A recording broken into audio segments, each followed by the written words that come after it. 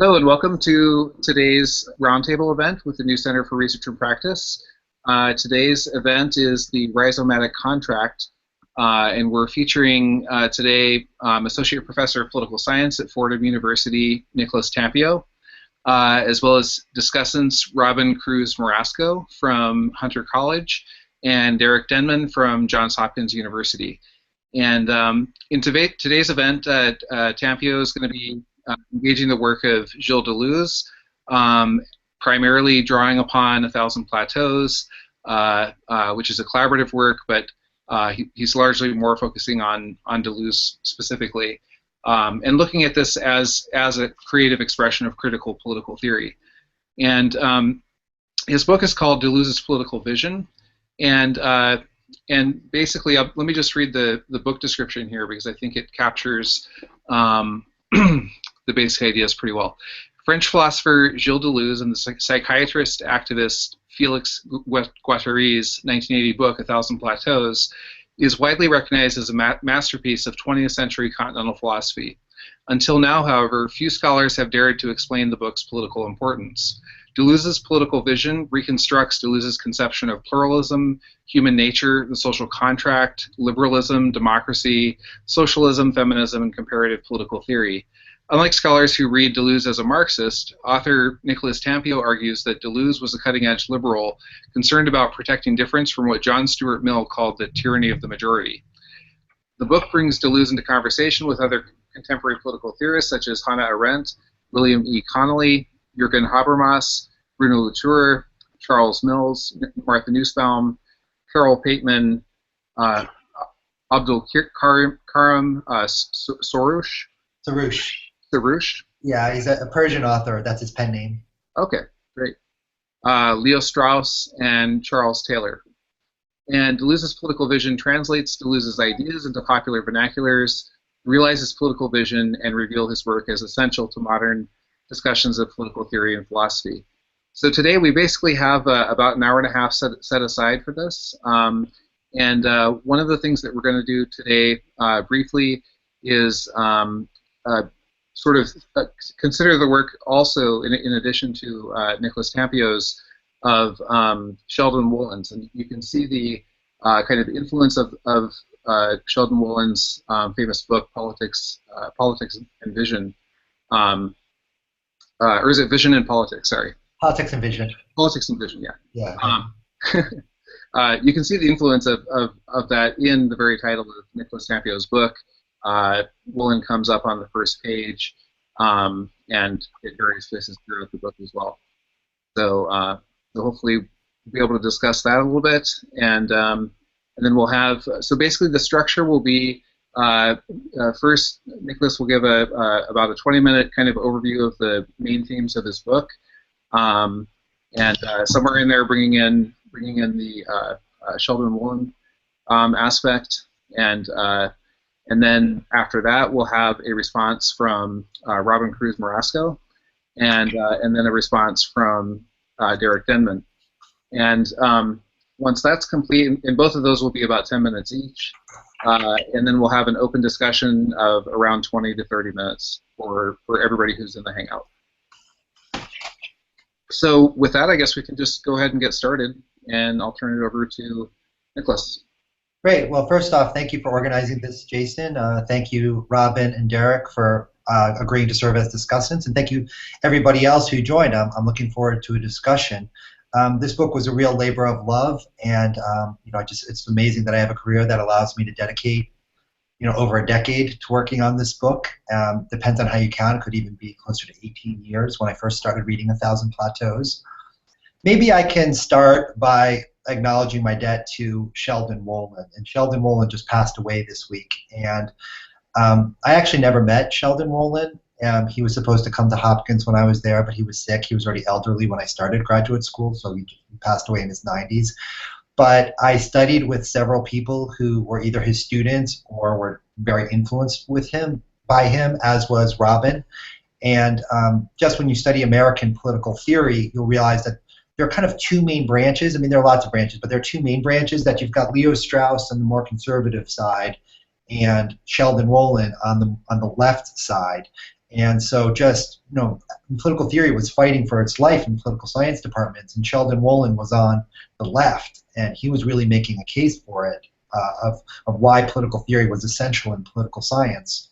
And one of the things that he really emphasized was the role of the imagination and the sort of the aesthetic dimension of politics. And so he titles his book Politics and Vision. And I would say the book is crucially important for two reasons. One is that it creates a left canon for political theory. So he writes, I don't remember exactly, maybe 14 chapters in the first edition, that is listing all these canonical figures that his students will all write books, articles, extensions with, right? So Wendy Brown, her first book, I believe, she dedicates to Sheldon Wolin, saying he taught us how to read. So, and really the way that Sheldon Wolin emphasizes reading text is you try to visualize their argument, right? You try to see how they see the world. How do they bring in space? How do they bring in time? Who are the actors? What is the terrain? And so Sheldon Wolin was very instrumental in getting all these, the left canon of political theory. But also his methodology, where if you focus on vision, well, lots of people who aren't in political science departments have visions, right? And so what you now do is you have a way to reconstruct all these other people and bring them into the political theory canon. So you think about Jane Brennan and writing on Henry David Thoreau, or you think about people writing on James Baldwin, or you think about people writing on Emma Goldman, or just all these various figures, and Sheldon Wolin says these are how you reinterpret them as political theorists. So as Jason was mentioning, my first page of the book is acknowledging a debt to Sheldon Wolin, that what I wanted to do is figure out how to bring Deleuze into conversation with political theory, because I think he's one of the great philosophers of our time. I think in 100 years, when people look back to this tremendous moment in philosophy in France in the 1960s, 70s, 80s, it just, it's unbelievable how much brain power and genius is in Paris during this time. I think that the books that are going to last, if you just ask me what one book will sort of stay the highest, I would say it's 1,000 Plateaus. I just think it's a tremendous book. Foucault realized what Deleuze was up to. Foucault died before he had a lot of time to do much with 1,000 Plateaus, but it's sort of this towering book that's cited a ton, right? The book is recognized as a masterpiece, but nobody has really tried to figure out, using the political theory toolkit of Sheldon Wolin, what the political vision is. And so that's what I try to do in the book. Say, let's try to visualize as best we can what kind of world that Deleuze created, both descriptively and normatively. And what I did is, when I teach the history of political thought, I have a handful of questions I ask every author. And what this device does is it allows us to stage a conversation between different figures, right? So we ask, let's just say, how does Kant say we differ from animals? How does Hume say we differ from animals? And you focus on Kant. He talks about we've got this pure faculty of reason, practical reason, and Hume is with more refined understanding and sympathy, which we sort of share with the other animals. And then what you can do is stage a conversation with ourselves. So this book is drawing upon every class that I teach nearly, and figuring out what questions to ask Deleuze. And if you were to ask me why hasn't Deleuze been sufficiently appreciated as a political thinker, it's that you should not, if you ask me, you should not begin your political science education with 1,000 Plateaus. There's no mention of political parties. There's no mention of really structures of government. No mention of voting, political, right? There's just none of our common sense political vocabulary thinking about politics. And for Deleuze, philosophy is challenging common sense, but you need common sense to begin with, I think, for Deleuze, right? You need a sort of base, a body to then depart from and form a body without organs. So what I really tried to do is take Deleuze and insert him into all these conversations. And on the one hand, I want the book to explain how 1,000 Plateaus works as a system. In an interview he gave in Negotiations, he talked about how he envisioned writing as like shooting off in all sorts of different directions and coming together like an egg. And I think the many people who have written on Deleuze have really emphasized how it shoots off in all these different directions.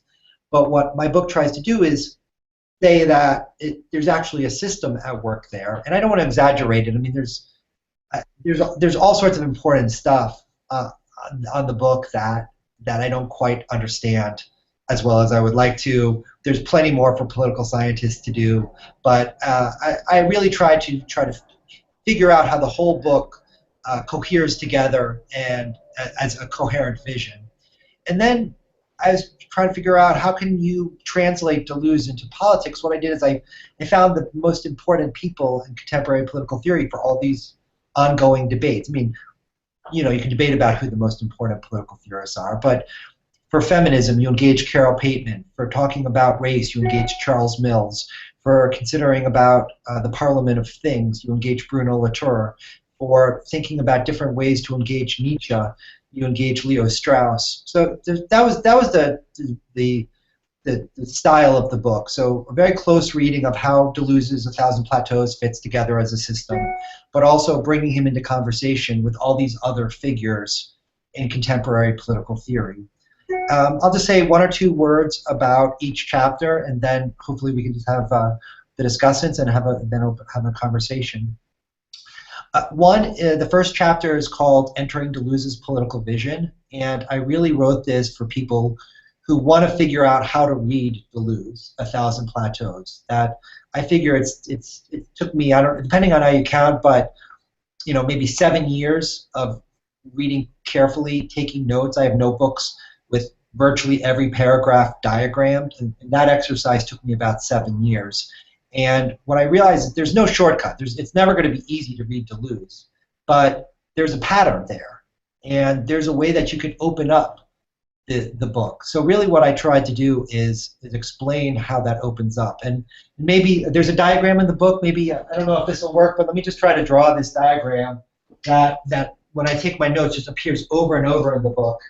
That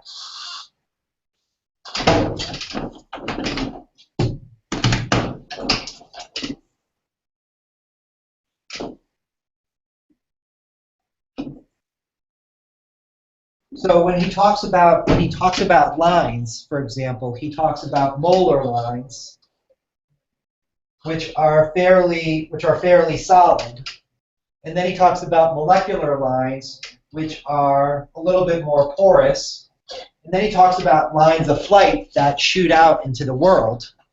And honestly, I think that's the heart of the political vision of 1,000 Plateaus. And what you do is you look at any political phenomenon and you say, all right, what's the more solid aspect of the political phenomenon? And this is where I think you have to have some training in political science to do much with this book as a political theory text. Then you focus on the side that's a little bit more fluid but still within the body under consideration.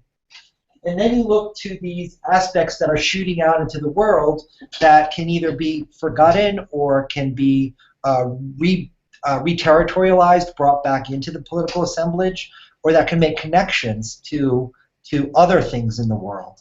And what I did in this chapter that was an article is that there's one sentence in 1,000 Plateaus that I think if you just spend your time with it, you can really get the heart of the vision. And it's that paragraph in the middle of the section on how do you make yourself a body without organs. And there's this line that says, this is how it should be done.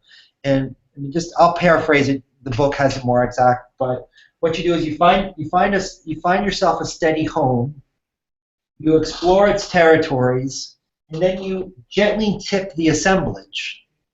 Or you take a chisel and chisel at the border of the identity of whatever the thing that you're talking about is. So, you know, the ethical question is, how do you make yourself a body without organs? The way that I think about it is, how do you open yourself up to other forces in the world? How do you negotiate this borderline between order and chaos, or the abstract machine of of unity and the abstracted machine of deterritorialization, or the pole of fusion and the pole of scission, right? That's once you understand that, then you're kind of good to go for nearly all these other debates in political science. And part of the reason the book is so long is because what he's doing in this book is he's sort of saying, of course, this is there, but let's look at all these. This is what I, Gilles Deleuze, and my friend Felix Guattari have read about. Let's hear new terms to describe this side of politics and this side of politics.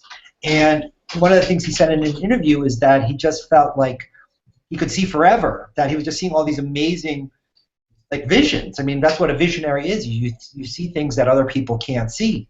And somebody who teaches American political science, sometimes it feels suffocating how narrow the vocabulary is. And 1,000 Plateaus is just such a breath of fresh air, because it's all these important aspects of politics that are just missed by mainstream political science. Just one example, I didn't include it in the book, but I think it might have been an early draft, was that Condoleezza Rice, when she was Secretary of Defense, she was asked before Congress and said, how come nobody anticipated Al-Qaeda? And what she couldn't say was, we're political scientists who are taught to look for states. We're not taught to look for war machines, right? And obviously there's a lot more you can do with this, but the fact is that there's just all these elements of politics, what Deleuze called the actual, the real and actual, the virtual, that's the real but not, you can't actually see it side of politics. And so Deleuze's vision is helping you see this real but virtual side of politics. So that's what I do in the first chapter. The second chapter is called The Image of Pluralism, and it really is trying to see as far as I can go with his discussion of rhizomes and trees in the first chapter, and contrast that model of pluralism with other dominant conceptions within political science and within political theory.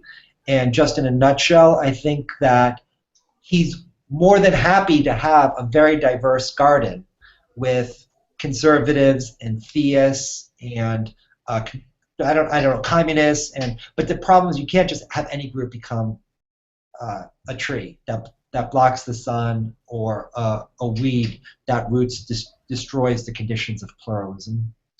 Chapter 3, Deleuze's soul hypothesis, is that I think there's a view of human nature in 1,000 Plateaus, and I've presented this at conferences and got a lot of feedback that part of what's so exciting about Deleuze is that he's a post-humanist.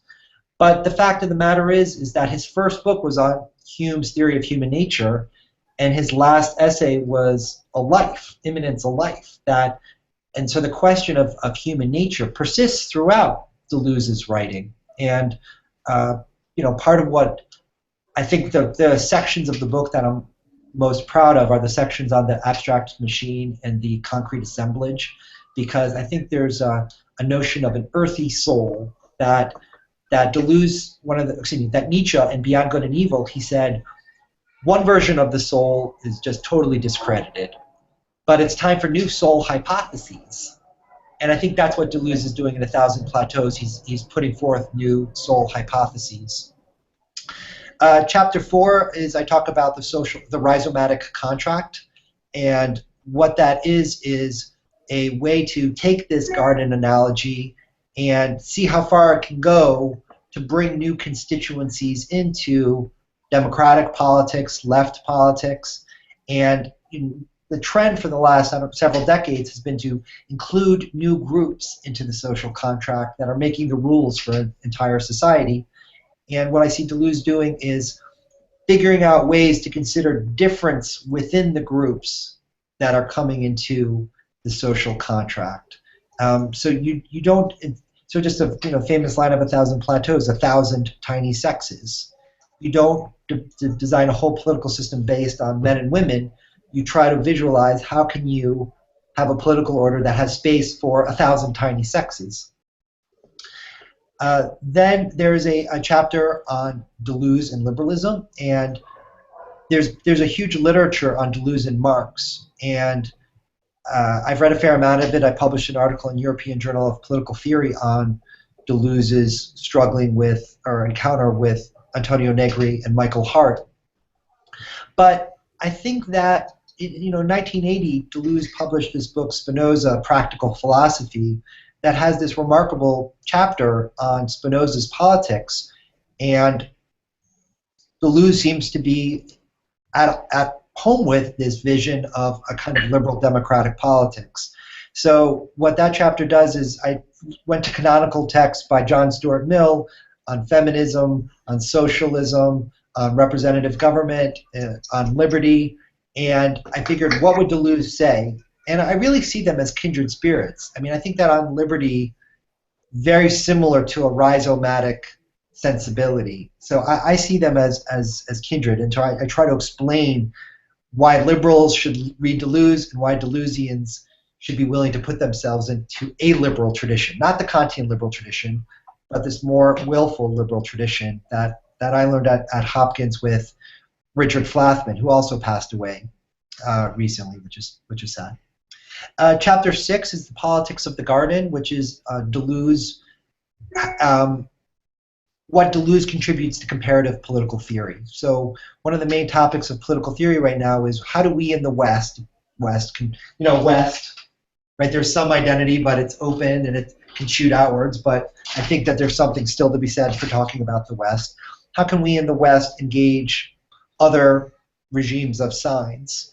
And that chapter really stages a conversation with Islam and Islamic political thought. And I'm waiting for the comparative political theorists to read this essay. Actually, somebody tweeted me this morning. There's a conference in Colorado right now, and they were talking about it. Somebody told me, so that felt good. And then the conclusion is, well, where do we go now? That even when you go to Deleuze studies conferences right now, you've got a sense that simply trying to explain Deleuze, that's never going to end. I mean, he's such a rich thinker, but the sense is we have to move it forward if the paradigm is to stay as strong as we'd like it to be. And one thesis that I float in the conclusion is that Deleuzians need to figure out how to translate his vision for others, right? I mean, everybody who's in this group I assume has spent hundreds of hours reading Deleuze, and the fact is that if you want Deleuze to be politically efficacious, you have to figure out a way to translate it. So one simple way that I do is just think about any political phenomenon this way and visualize it, and then look at a political phenomenon and describe it and intervene in a debate. You don't have to mention the body without organs or deterritorialization or the plane of consistency, right? I mean, you can just figure out ways to lodge yourself on a plane and gently tip the assemblage. And that's what I'm doing right now in education. That since this book has been finished, partly because I have young kids, but it's also like a perfect test case. Like, one of the Deleuzian lines in A Thousand Plateaus is, they won't let us experiment in peace. And I think that's exactly what's happening in education right now, is that very powerful people don't want to let teachers and schools experiment in peace. So that's the next project. But I'm very eager to talk about this project. So I'll turn over the mic, as it were. Well, thank you so much. That was really great. And yeah, we're very happy to have all of you here with us today, by the way. I was a little worried earlier, so I didn't get a chance to say that. But it's true. So we'll turn it over now to Robin. And so if you want to just give like 10-minute response and maybe pose a question or two, but you don't really need to pose a question. You can just respond. It's up to you.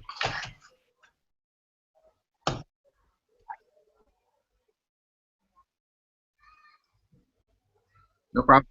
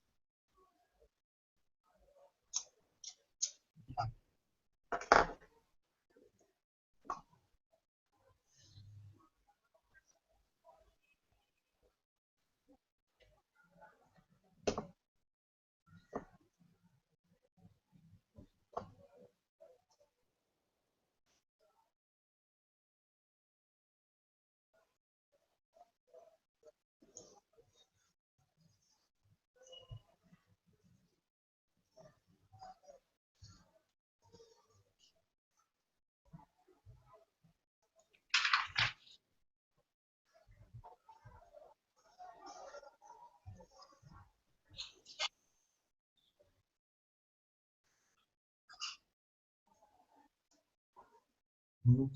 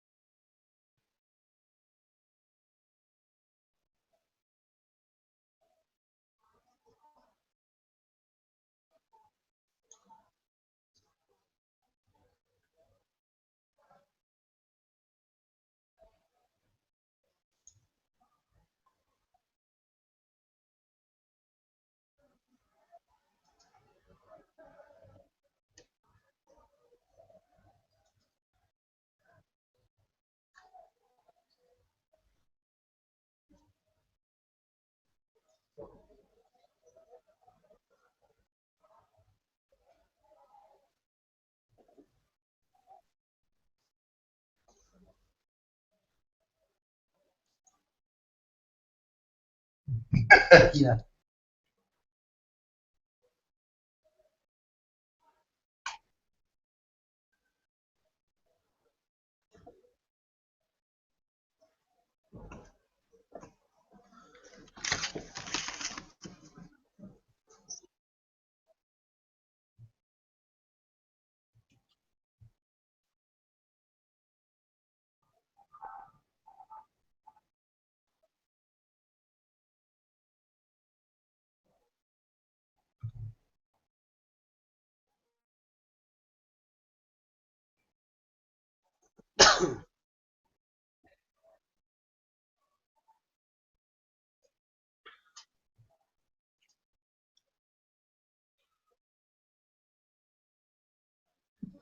Great. That's tremendous. Thank you very much, Robin.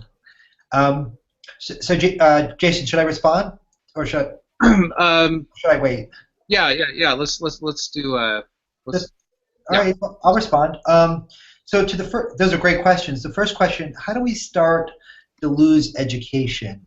And this is just me personally. Is that I love to lose primarily for the light it sheds on 1,000 Plateaus. And when you have a favorite band, you sometimes have a favorite album, and you listen to the other albums to sort of because they bring a new little reminder of your favorite album. I'm thinking of The Clash, London Calling, that first album and subsequent albums, but really it's London Calling. So for me, 1,000 Plateaus is the lose is London Calling. And one reason that I start with 1,000 Plateaus and focus on 1,000 Plateaus is that Deleuze changed over time on all sorts of issues, right? That he writes early on simulacrum, and then he drops simulacrum. Anti-Oedipus, he uses desire. 1,000 Plateaus, he pretty much drops desire. That his first book on Nietzsche is incredibly sober Nietzsche.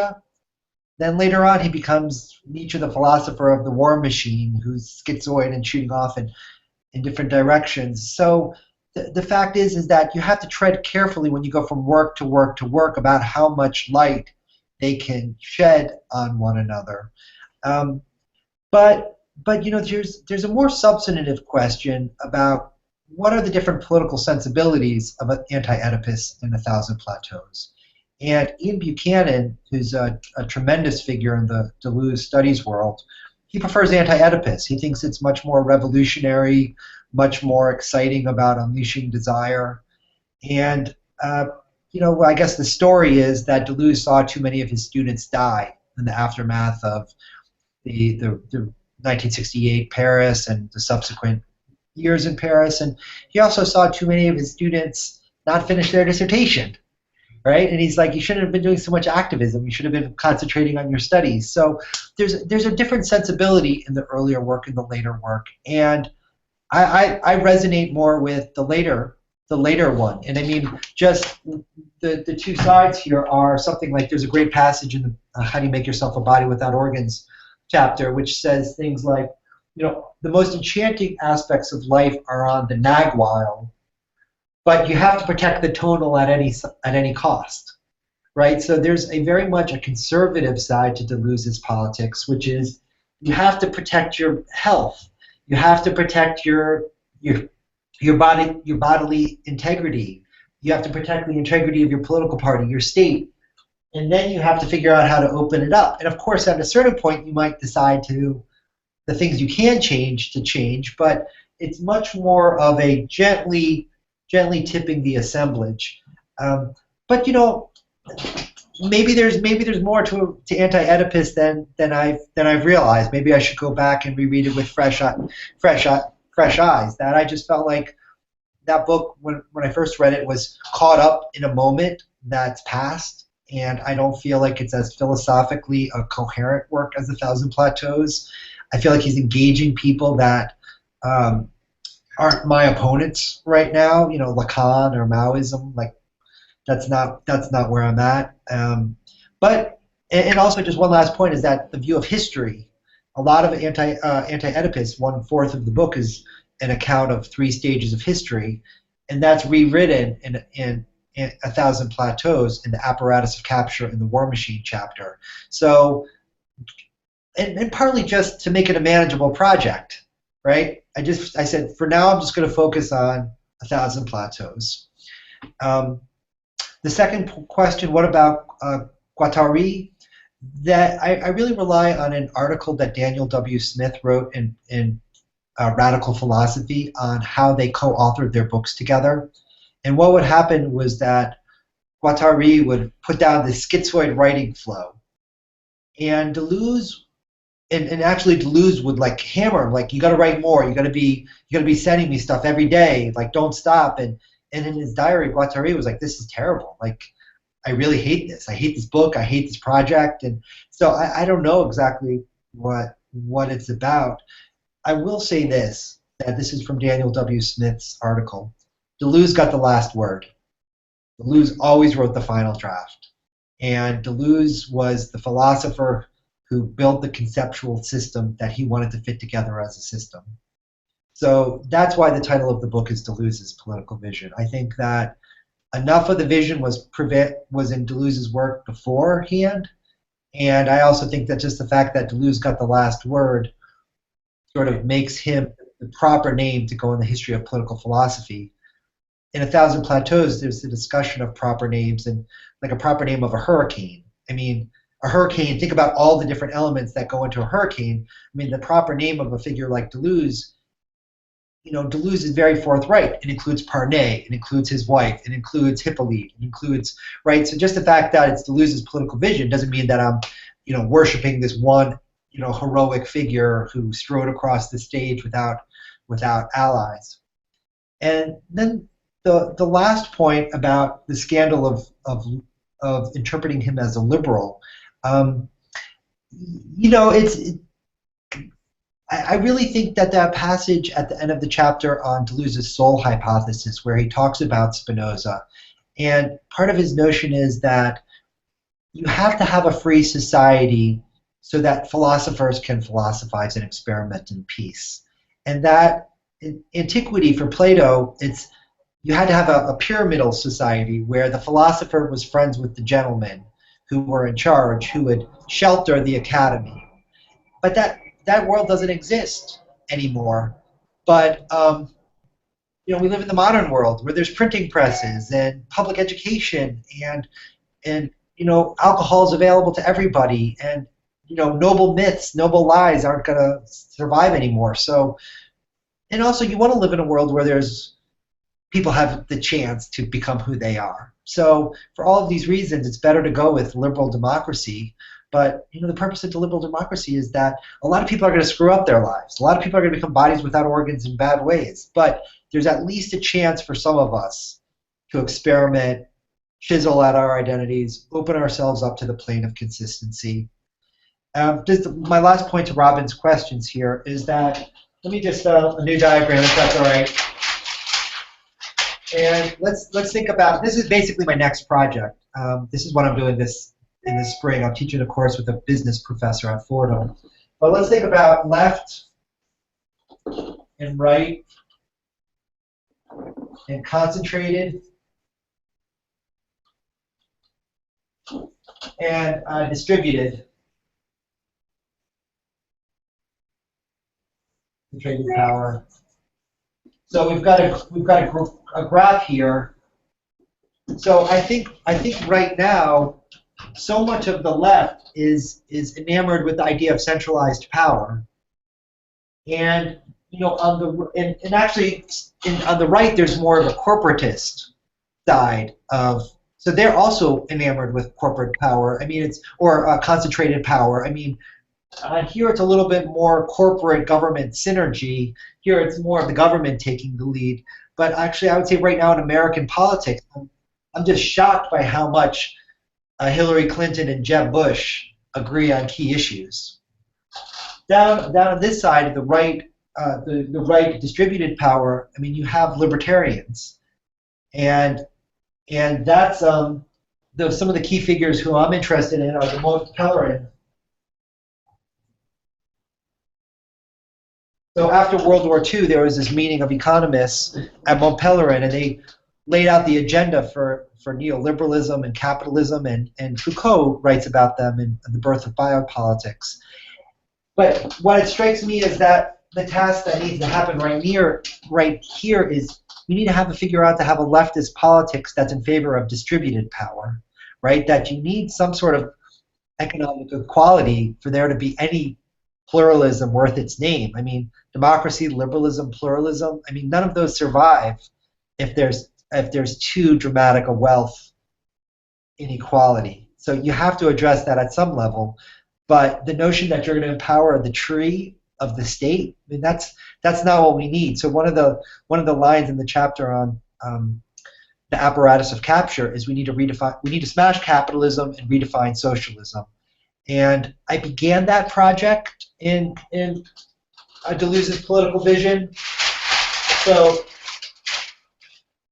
something like this is that it gives you a sense where maybe if this is too firm, if it's too firm, it's state, it's communism. If it's too chaotic, it's capitalism. Socialism seems to try to get the benefits of everything. You have stability, but you're also allowing there to be room for experimentation, right? So you're making sure people have a decent wage, but there are advantages to having lots of different restaurants, right? So I think that's. I don't think he's going to go full bore on a communist order, but I suspect Robin has a response. So I'll stop right there.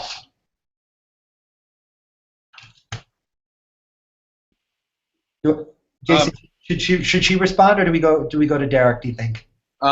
We should go to Derek pretty soon, but we could do a quick response. Yeah. Yeah. What do you think of that, Robin? Okay. Perfect. Uh, okay. So next up we have Derek Denman from Johns Hopkins University.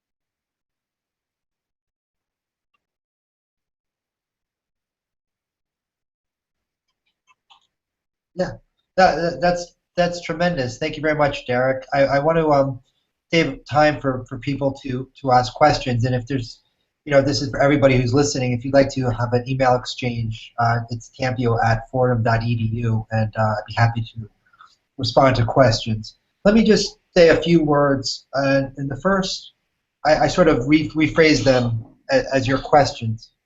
But the first one, is he a Democrat? And the fact of the matter is that there's really only one or two references to democracy in his entire work. I mean, one of them's in What is Philosophy? That's almost anti-democratic.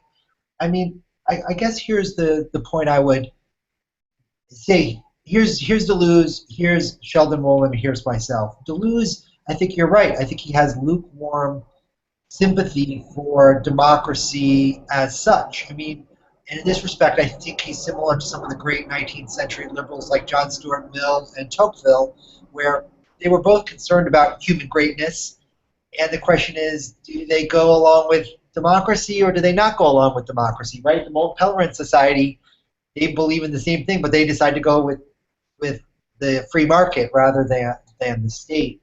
And right. So I mean, I think Deleuze is lukewarm defense of democracy. Then you compare that to Sheldon Wolin, and I mean, Robin knows his work better than I do, but I mean, I think it's very much that you realize a higher self when you participate in politics. When you're on a bigger stage, you're bigger.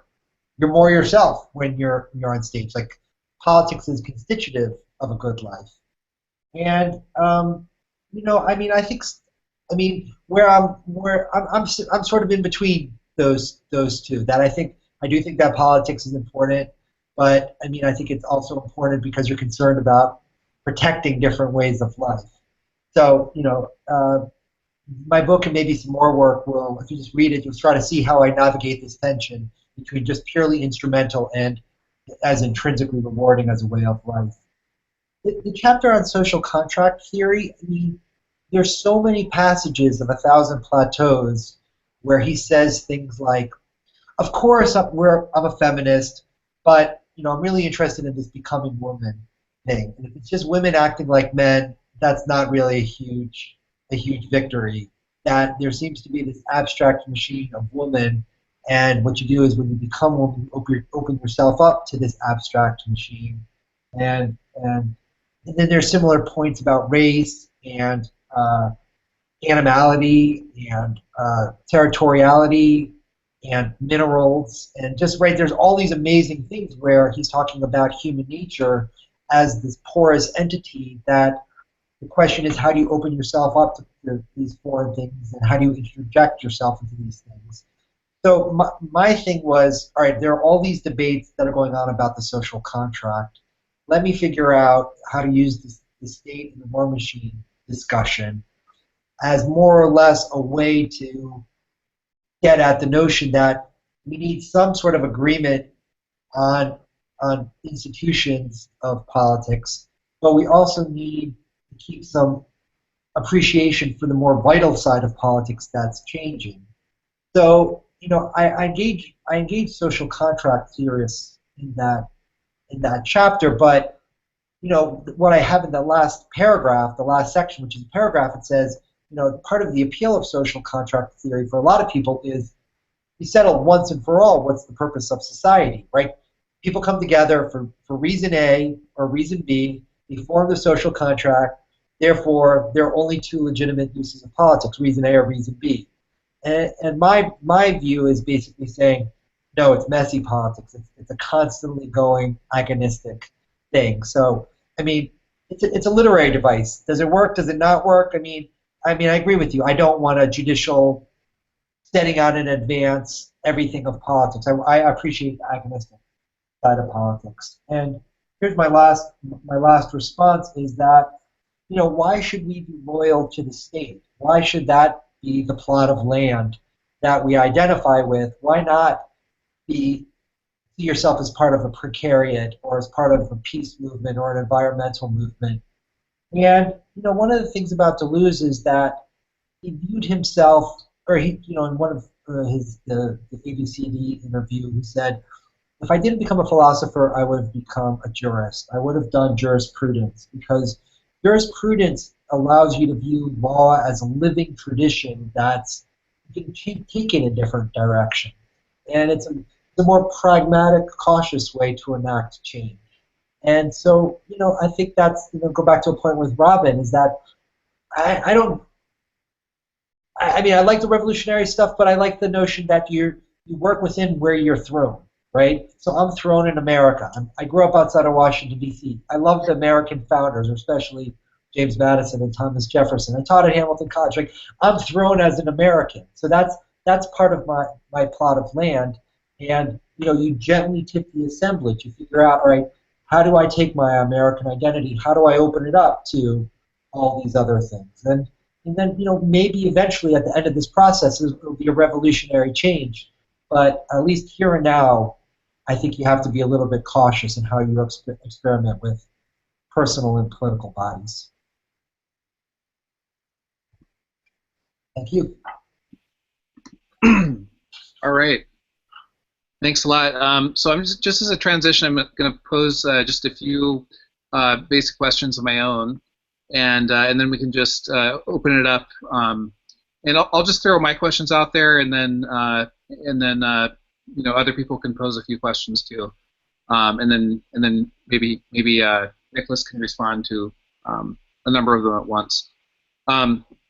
So one question I had was somewhere in the first chapter you're talking about Sheldon Woolen. You say that in the 1960s he argued for a type of political philosophy subsequently called political theory that privileges the exercise of the imagination over reason. And I saw someone else kind of say something just like that about Sheldon Woolen, and it almost gave me the impression that the distinction between political theory and political philosophy lies with Woolen himself, and that he kind of introduced this category within political science. And so I'm not sure if that's what you're trying to say or not.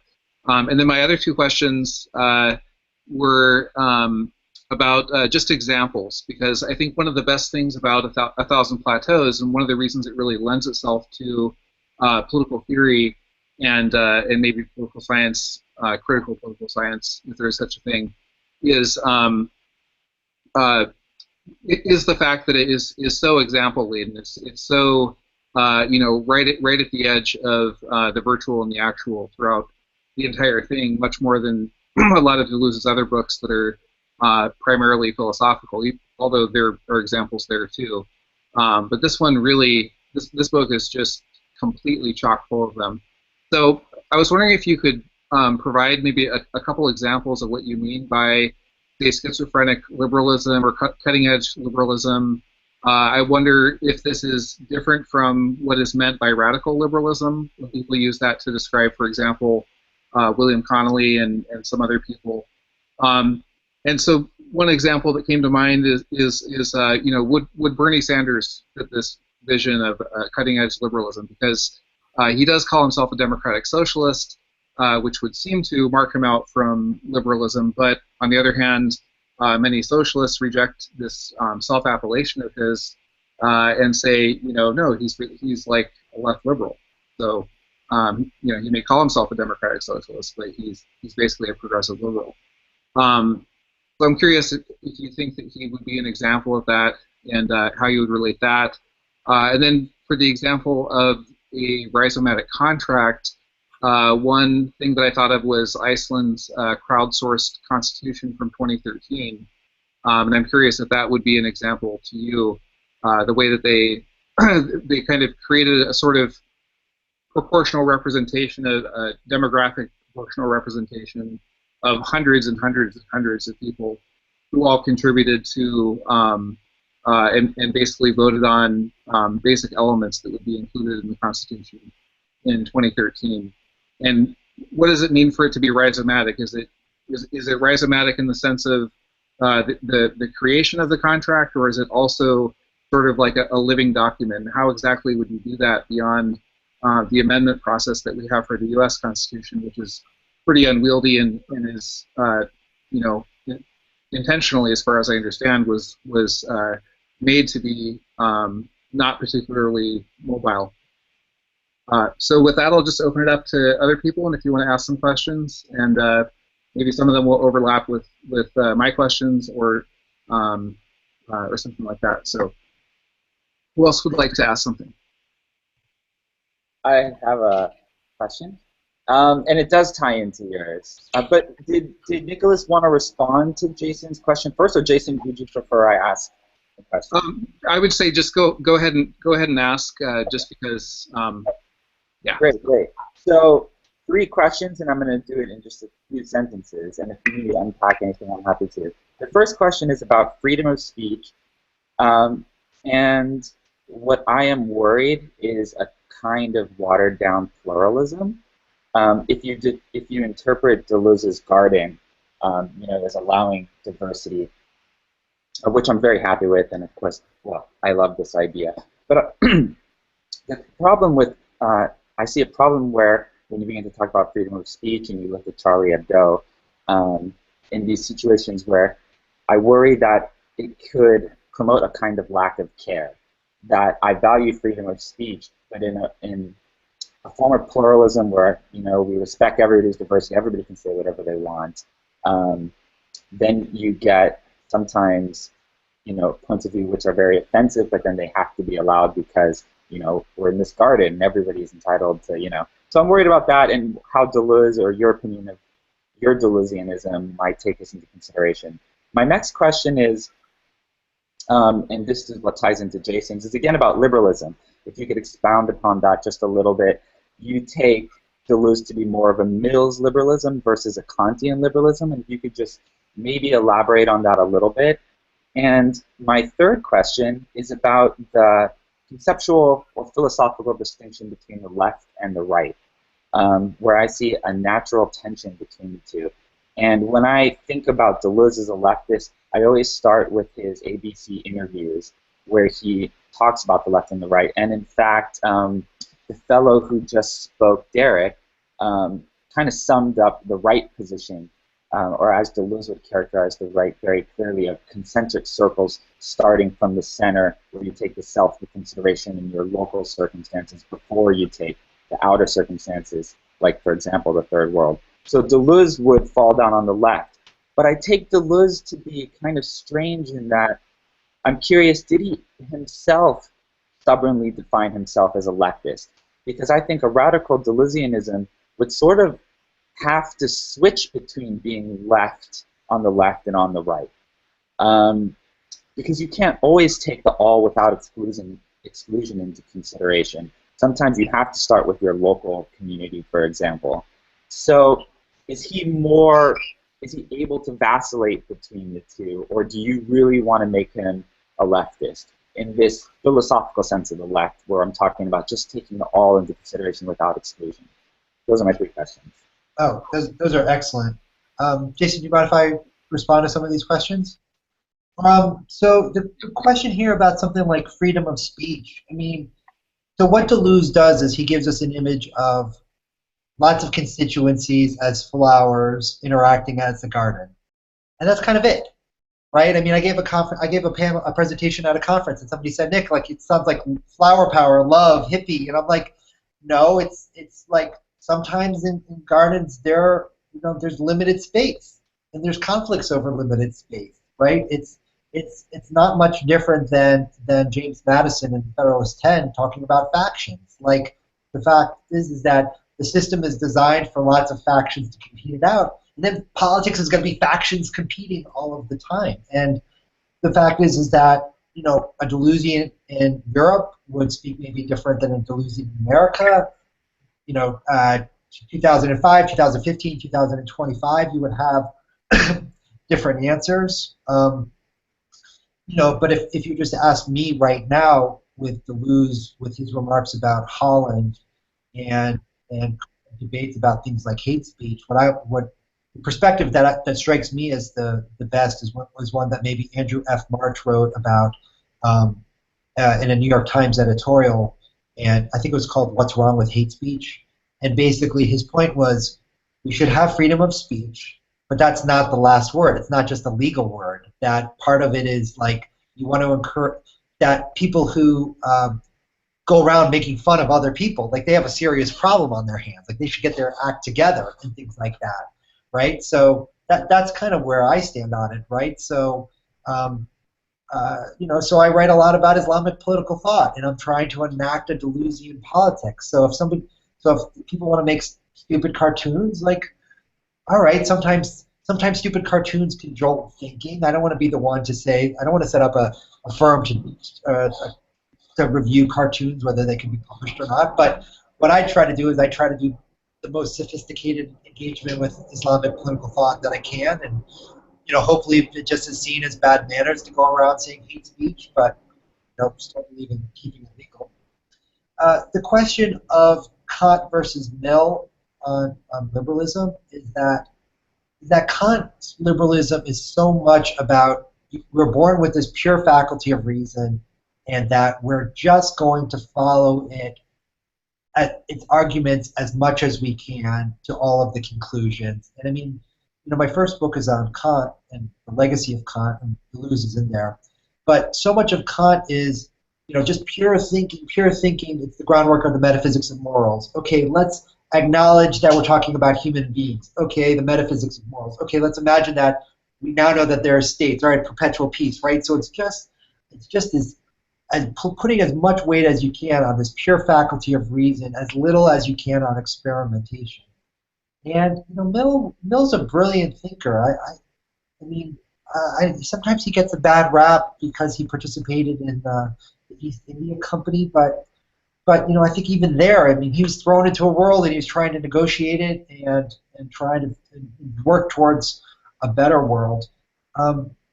Mill had no allies when he was writing, right? The conservatives, the landed class, didn't want hear about letting the working class be free, or socialism, like Mill considered in his notes on socialism.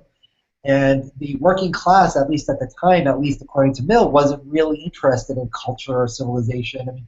All of these things seemed way down the road as opposed to getting a living wage. So John Stuart Mill wrote his books as sort of messages in a bottle and threw them out, and was sort of hoping that someday they would create an audience, or find an audience, or create an audience that cared about the right of individuals to experiment. And that's how do you make yourself a body without organs? And the political question is, how do you create a regime that allows you to experiment? And that's John Stuart Mill's liberalism. That's the one that I see myself with. And just the final point that you make is that the left and the right, at least for me, there's look at the sections, if you're curious, in the book on left Nietzscheanism and right Nietzscheanism, because Leo Strauss, at least on one interpretation, was a Nietzschean, that he thought that Nietzsche was more or less right with the will to power and the eternal return and some of the other aspects, but didn't think the masses could handle that. That was like esoteric truths that only the philosophers could handle, but the masses needed noble lies. And so in American politics, neoconservatism or Straussianism is very much about telling lies to get the masses in order, which seems like a stupid project, if you ask me. For me, left is saying that everybody can experiment, right? We're going to create a world where everybody can self-overcome. And if I can get to one of Jason's points, is that, I'm not following the presidential election closely that much. I have to admit, I feel like big money controls so much of American politics that I feel like things have to happen in other dimensions if we're going to bring about change. I wish American politics were better. I just feel like after Citizens United and given the candidates we have, but let's talk about Bernie Sanders for a minute here. And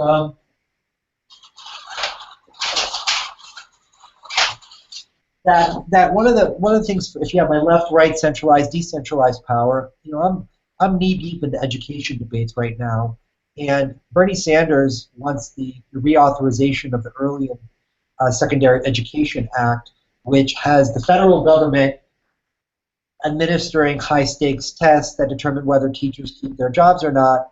And one of the effects of these high-stakes tests is that teachers are scared to death that kids won't be ready for these tests. So if the tests are in math and English, guess what two subjects are being taught in school? And the fact is I've been very active in fighting the Common Core. I mean, the Common Core is a very narrow interpretation of how to read. It's basically you have to find keywords out of the text. You're not allowed to create. You're not allowed to say your own thoughts. You're not allowed to say your own feelings. You're not allowed to self-overcome. You have to just regurgitate the evidence from the text to answer the question on the standardized test. So the fact is that there's a lot of Bernie Sanders that I like, but I still think that he's 100% in the arboreal left that Deleuze has to give us an alternative to. So that's what I'm working overtime right now. I mean, that's the new project, to try to think about how can you have a socialism that doesn't demand things like the federal government calling for standardized tests. So that's the beginning of an answer to that question. May I hear some more questions? I'd love to hear what other people have to say. Thank you, Ian. I appreciate that. Yeah. I wanted to hear also about the Woolen part. Were you implying that Woolen was the origin of the concept of political theory as opposed to political philosophy? Oh, yeah, absolutely. Is that the fact is that the term from Aristotle was political science, and in the 1950s there was the behaviorist revolution in political science, which was just an incredibly narrow, almost like advertising research, right? Rather than figure out what kind of liquid soap people are using, figure out what kind of political candidates they support and why. And that's just an incredibly dreary form of political science. I mean, there's no attempt to figure out what a better world looks like, or there's no normative critique, right? It's like, you like this laundry soap, I mean, political candidate. So within the right, you had Leo Strauss, and he took the term political philosophy. And Sheldon Wolin more or less took the term political theory. So the flagship journal in my field is Political Theory, semicolon, an interdisciplinary journal of political philosophy. So they're struggling because they don't want to give up the term philosophy, right? I mean, what I tell my students sometimes is that I teach philosophy in a political science department. But what Wolin did with more or less pioneering this term of political theory is he allowed space for kind of a humanities work within political science departments. And it's, my friends who are doing political theory are doing stuff on literature, are doing stuff on media, are doing stuff on food, on affect, right? They're doing stuff that can't be easily quantified, that's daring, that's experimental, and one way or another, the key figures in contemporary political theory right now were either directly students like Wendy Brown, who is Robin's advisor at Berkeley, or was a mentor to William Connolly, who was my mentor at Johns Hopkins. Okay, thank you. So Nick, I read Sheldon Wolin a little differently than you, and let's see if I can elaborate it. His magazine in the 80s was called Democracy. I still have all the issues that I bought when it came out. That's awesome. I think it only went 8 issues, which seems to me emblematic of the fact that during this period, in which, as I conceive it, essentially liberalism choked off all the kind of aspirations to democracy within the American polity. Wolin became this kind of lonely figure, eventually writing the last book called Democracy and trying to come up with a Democracy Incorporated and trying to come up with a concept of inverted totalitarianism. And I don't really care about what one calls it as to whether that's a particularly good term, but I see at a time when liberalism embraces the judicialization of politics, puts the market and the fundamental law off of democratic intervention in the way often that the Hayekians want law to be essentially rule and to rule out any kind of experimental democratic pragmatism. I'm quite happy to read Wolin with Marx, Wolin as my emblem for agonistic democratic politics, politics as an essential part of individuals having a direct stake in their own destiny.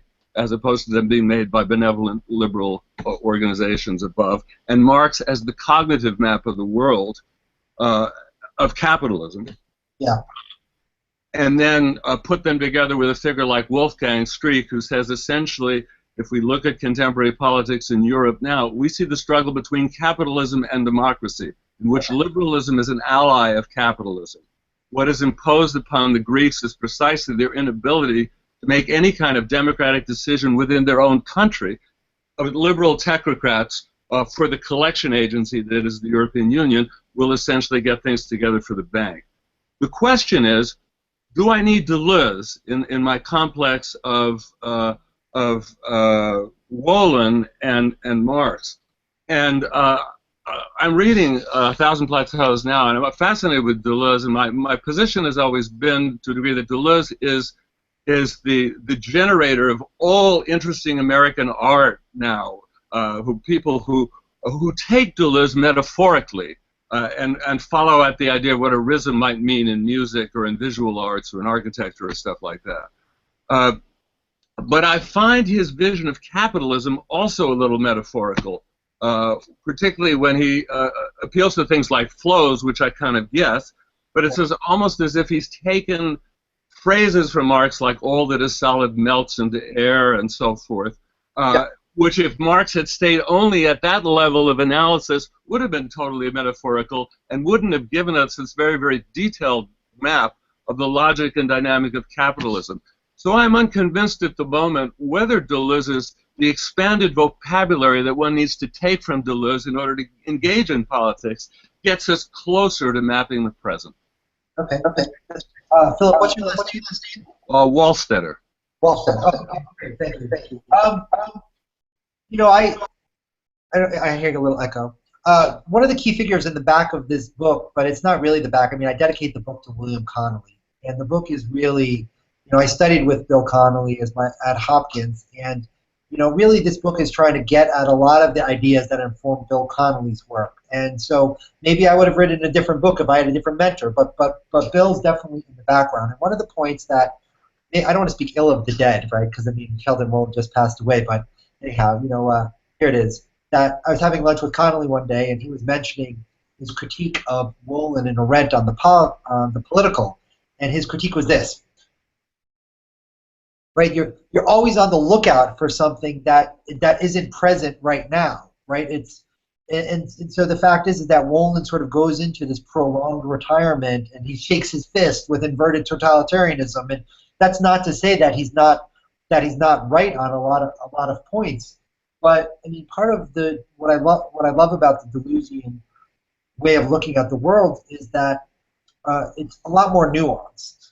And nuance is from like the edge of a cloud, like where it shifts colors, and so when you look at the political world, you realize that it's just infinitely more complicated than you think. That within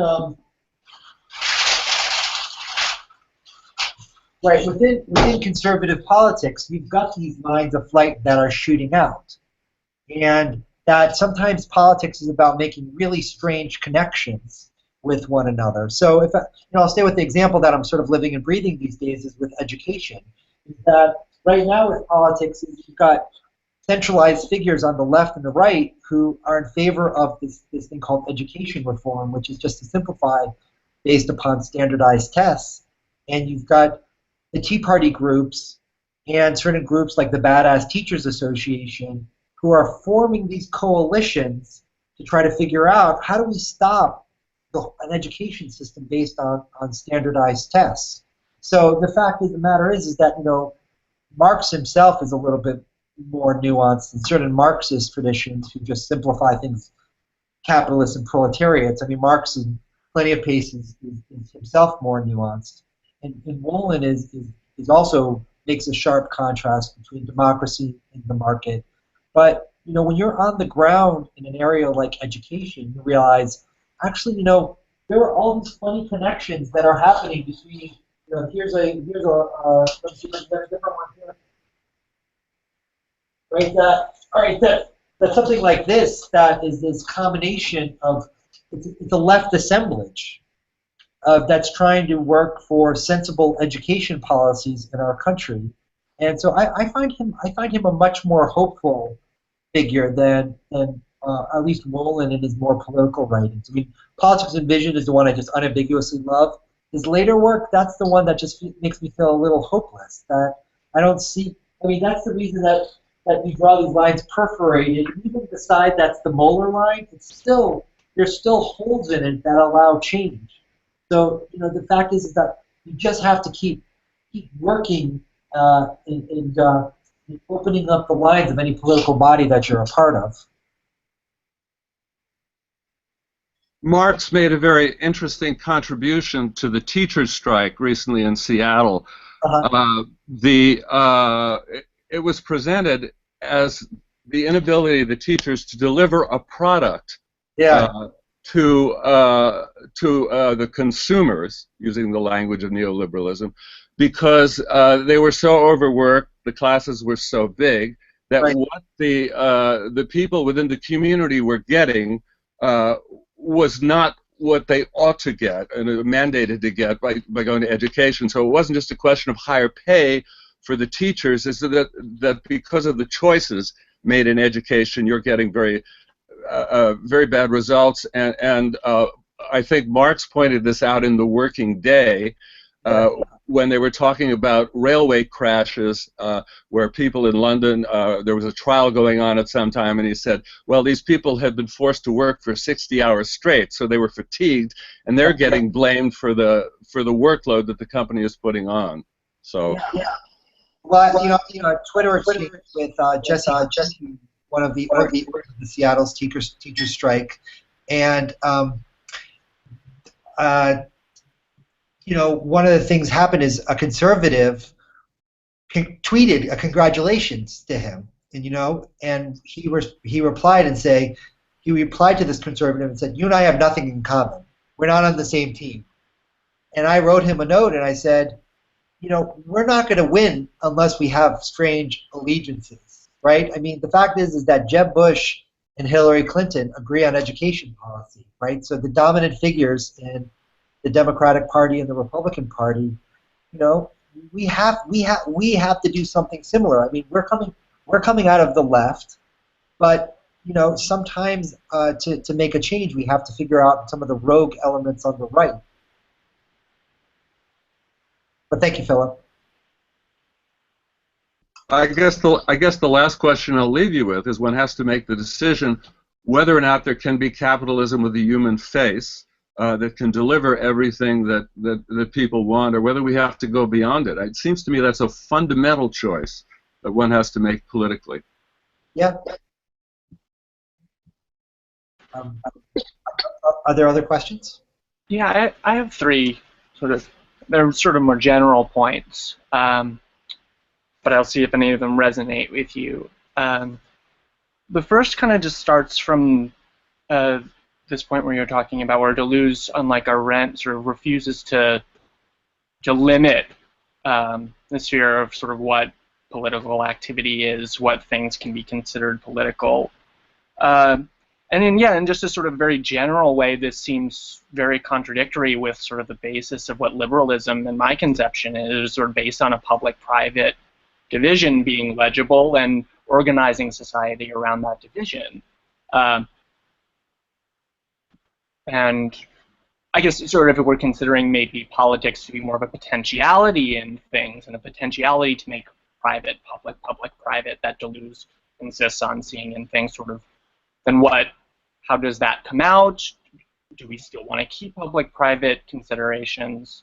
So that's the first. The second is more about your idea of the contract and the rhizomatic contract. Specifically, I was thinking about there was a panel discussion on blockchains in New York recently, but with a lot of sort of digital technology and sort of making explicit and formalize rules for how we interact, what information we see, sort of the way that kind of contract, which is kind of very set in stone, there, as opposed to like a rhizomatic contract that's more about interdependence and sort of a flexibility and an ad hoc ability to change. I don't know if you see that kind of digital potential as helpful here or harmful. And the last question was about this idea of affordance in capitalism. Of what affordance? Affordance, yeah, is I guess how I would describe it. But really about pluralism, cultural and political pluralism, and it's the criticism of neoliberalism and sort of the effects of anti-colonial theory, gender politics, all this sort of post-68 stuff, is that those kind of identities and ways of life can easily be taken into a market framework, kind of robbed of their teeth, turned into products, and sold. And this idea that sort of the kind of system overall that we live in can rhizomatically incorporate threats to it. And sort of if there's a difference between liberalism that's simply incorporating difference, or one that's actually truly open to difference and open to being changed in its core, or truly like multipolar rather than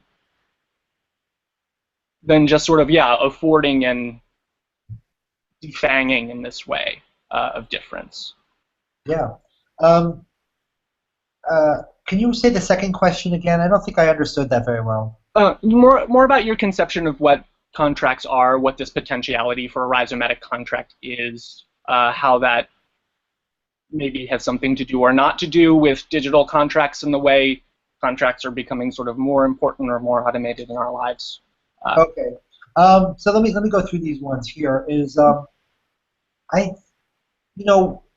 You have to do some translation when you put Deleuze into the main language, right? And you don't want to lose. You want it to augment without taking away what makes Deleuze. I mean, the fact is his books are going to be here, so he's going to survive my reading of him. But the fact of the matter is that it's not exactly public-private, but there is a sense in which you have to give space to other ways of life than your own. And I think that's what you're trying to get at with the flowers in the garden. That's saying, all right, here's my plot of land, here's your plot of land, there's their plot of land. We have to collaborate enough to make sure that the garden can sustain our ways of life. I mean, maybe for Deleuze himself, it was distasteful to get involved and talk with people, right? I mean, he never really was interested in being a public intellectual. I mean, he wrote an op-ed about Palestine, but even then, I mean, it's he didn't stay in that issue in the same way that Foucault stayed in the prison issue. So, but there is this sense in which, yes, you need to keep some sort of distinction between your sphere and other spheres, and I think that makes him a liberal, at least in one definition of liberal that I'm trying to use. The third point that we're making about affordance, and here, this is a benefit of studying with Jane Bennett at Hopkins, is that what happens when you build a critical theory on Deleuze rather than Hegel, right? So all the critical theorists are coming out of this dialectical tradition where that lends itself to very dramatic pronouncements of the world is darkening, or that there's just not much spark of hope in a lot of the canonical texts of critical theory, other than maybe a distant communist revolution. Whereas I think part of the greatness of Deleuze is that you can find joy where you can find it, right? I mean, the fact is that if we all have our guilty pleasures where we're completely complicit in the capitalist order, but that doesn't mean that we've necessarily been co-opted. That means we just need to relax a little bit, right? We need to just, we need to exercise our bodies. We've got to eat our food. Like, you can't fight every battle simultaneously. So, yes, capitalism is always trying to reterritorialize lines of flight. It's always trying to figure out a way how to turn rebellion into money. And so, yes, that's a real threat. But you don't want to overextend it. Sometimes capitalists get fooled. Sometimes the state makes a mistake. You want to seize control of those opportunities when you can, right? I mean, America has national parks. That's a wonderful thing, right? That we have wildness that can rejuvenate us. And the fact that it was formed by Teddy Roosevelt, the national park system, all right, well, there it is. But like, I need to recharge myself as best I can. I don't, to your point about contracts, I don't want to, it was a thought experiment in that chapter of the book to say what can we do when we're talking about people who are doing social contracts.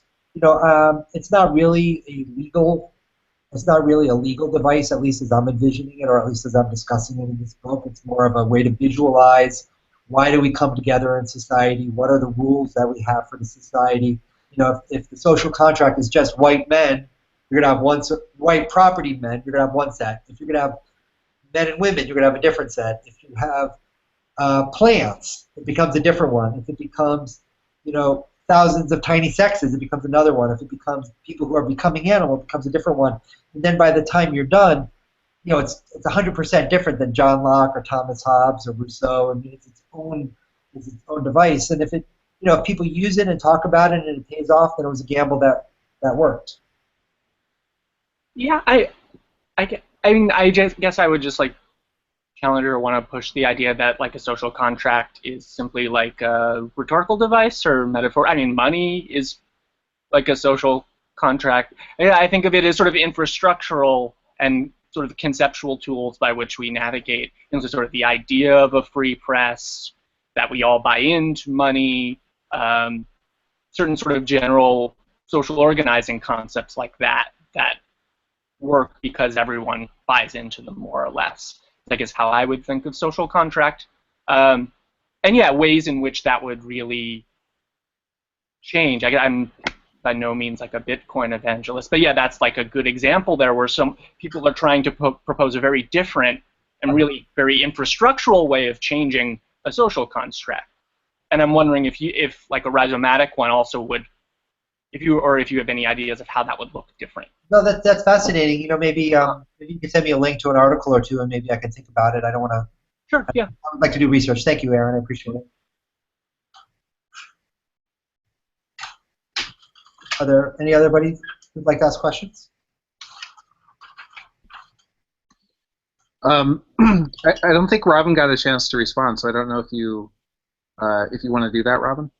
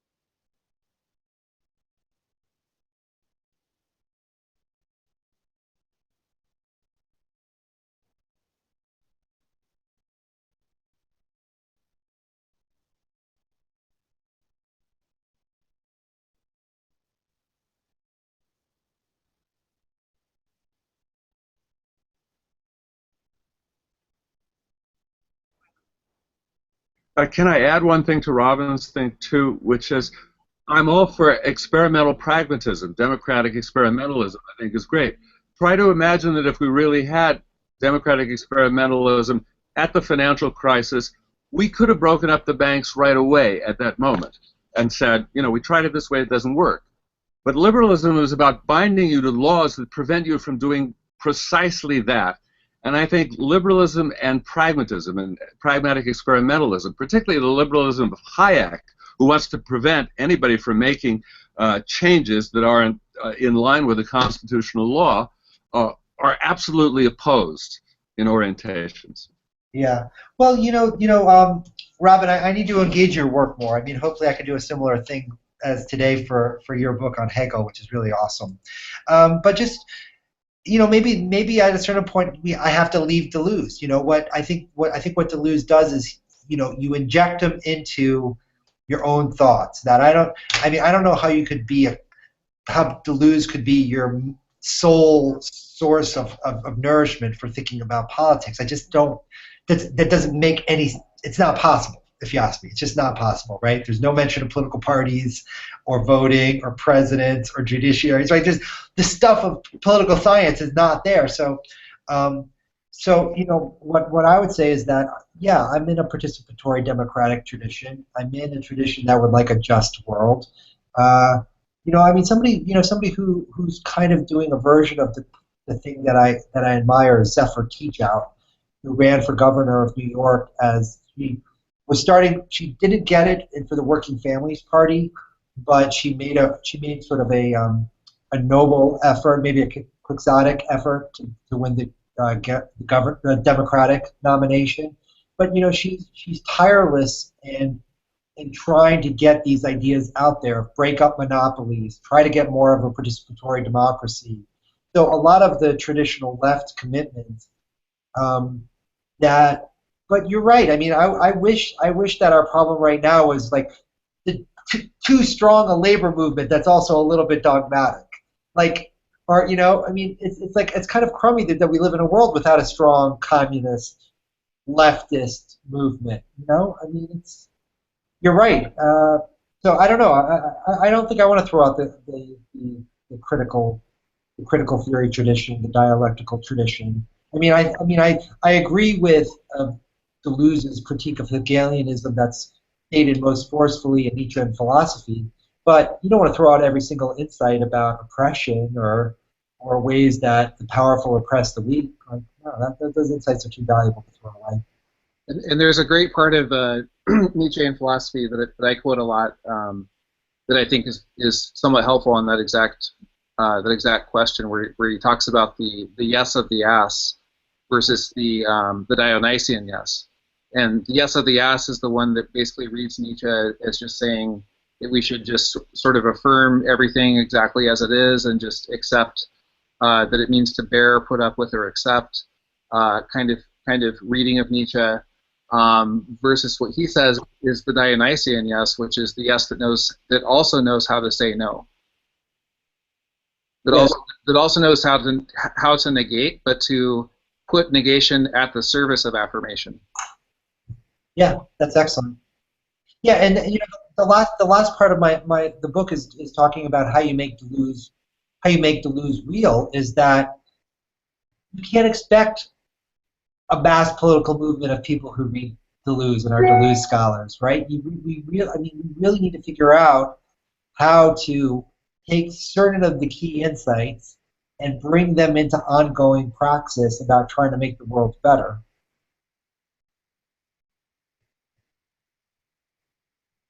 We had two more people who haven't spoken yet, really, in terms of like questions. But I want to check in on your time, and I think they're both completely fine with just writing you later or talking in the group chat when you have time. Yeah, I think that's fine. It's fine to hear the questions now, or to do that later. Let's do that later. Why don't they write to me and I'll give them fresh answers? And I'm happy to continue to correspond with everybody. So thank you very much, Derek. Thank you, Robin. Thank you, Philip. Thank you, Aaron. Thank you, Ian, and everybody else who participated. I really appreciate it. Yeah, thanks to everybody.